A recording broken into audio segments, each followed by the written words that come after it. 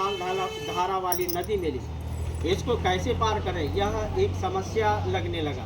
परंतु राजा ने युक्ति कर 2-3 केलों के पौधों को काटकर लताओं और झाड़ियों के सहायता से बांधकर नाव बना लिया और उस पर तीनों आनंद विभोर हिलते डोलते नौका विहार कर आनंद प्राप्त करते हुए नदी पार जाने का प्रयास करने लगा। इस अनुपम दृश्य को देख पुनः सप्ता तथा विप्ता का क्रोध उमड़ आया। वह तुरंत उन्होंने चूहा का रूप धारण कर राजा के नाव के आगे डूबने उतारने लगी। चूहे को डूबते देख रानी को दया आई। उन्होंने राजा को कहा कि महाराज, उस चूहे की प्राण की रक्षा करें। यदि वह किसी तरह बच जाए तो उस पर उपकार ही होगा और अपने पुत्र रोहिदास को खेलने के लिए एक मित्र व खिलौना भी हो जाएगा। राजा ने एक छड़ी जो नाव खेने के पतवार के लिए लिया था, उसी की सहायता से चूहे को बचा लिया।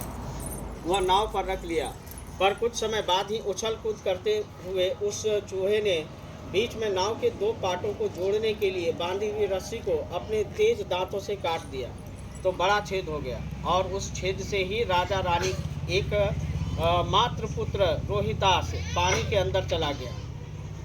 और पानी के अंदर चले जाने से तभी एक बड़ी रेहुआ मछली ने समझा कोई भोजन मुझे मिला है और उसने रोहिदास को एक बार में ही निगल दिया।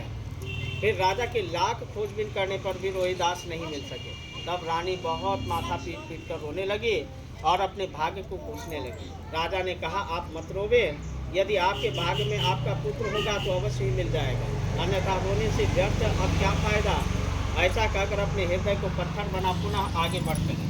आगे कुछ ही दूरी पर उन्होंने एक गुल्लड़ का पेड़ देखा। उसके ऊपर पके पके गुल्लड़ लगे थे, पर वे बहुत ऊंचाई पर थे, इसी कारण उन्हें तोड़ पाना संभव नहीं था। पर भूख से व्याकुल रानी ने उस पके गुल्लड़ों को देखकर राजा से कहा, किसी प्रयत्न से उसे यदि तोड़ा जाता तो भूख भी मिटती और स्वाद भी मिलता। यह सुन राजा भी उसे तोड़ने की इच्छा से इधर उधर पत्थर या लकड़ी डंडा वगैरह खोजने लगे, पर आसपास कुछ भी न मिला।